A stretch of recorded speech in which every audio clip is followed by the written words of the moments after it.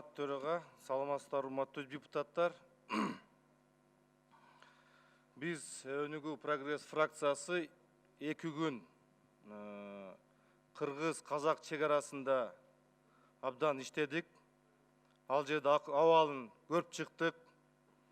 Жогоруда депутаттар айткан паралар алуу боюнча абдан маселе бар экен. Мына өкмөт айтып аткан атамекендик өндүрүүчүлөрдүн продукциясы чегара боюнча ал жерде эч кандай тоскоолдук жок. Бул дал келбейт бул сөзгө. Мына биз изилдедик. Атамекендик өндүрүүчүлөрдүн продукциясы 20 күндөн бери өтө албай кече өтүштү. Дал келбегенин биз далилдедик. Бул жерде өкмөт айтканым, урматтуу депутаттар, кыйнап койбодубу элди? Мына эртең маркировка кирет 1 марттан. Биздин атамекен өндүрүүчүлөрдүн продукциясына маркировкасы кирет. Эгерде маркировкага даяр болбосок, дагы кыйналат. Дагы өкмөт кыйнап коет. Иш маркировка боюнча эч кандай болгон жок. 0 иш. Айтып коеюн. Мына кече АКШ мамлекети биздин жарандарга виза боюнча чектөө киргизди.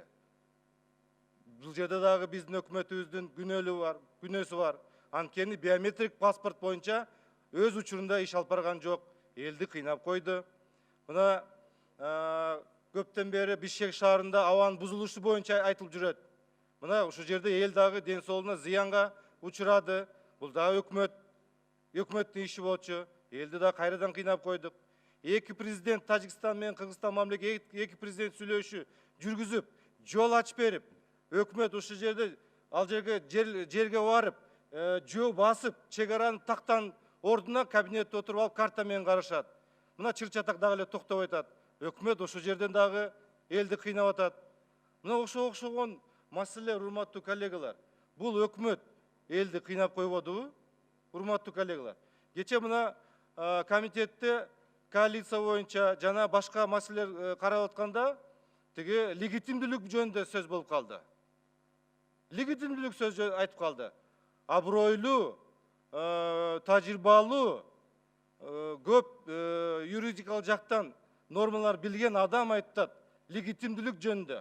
Ошон үчүн коалицияны дагы караш керек. Же өкмөттү мындай кыйноо элди чабаал иштерине же өзүнүн учурунда реакция жасап, ошол легитимдүүлүк жөнүндө жооп берип коюп, анткени көп суроолор болуп атат. Ат башы боюнча түшүндүрмө иштер болгон жок.